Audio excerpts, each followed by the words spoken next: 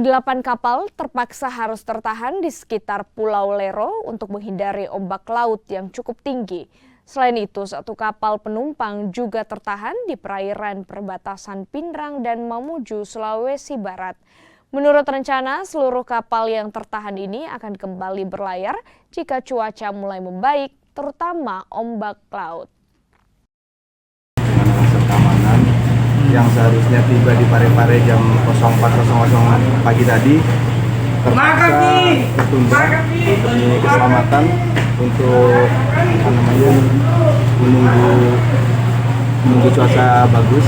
Jadi saat ini Egon sedang shelter atau berlindung di Teluk Mandan atau di daerah sekitar antara Pindrang dan Polman. Berlindungnya berapa jam, Pak? Beberapa hari sudah berapa jam? Berlindung dari tadi pagi, jam 5.53 dia Lego Jangkar. Sampai rencana kalau ini sudah reda, 16.00 bisa diberangkatkan dari sana menuju Parepare.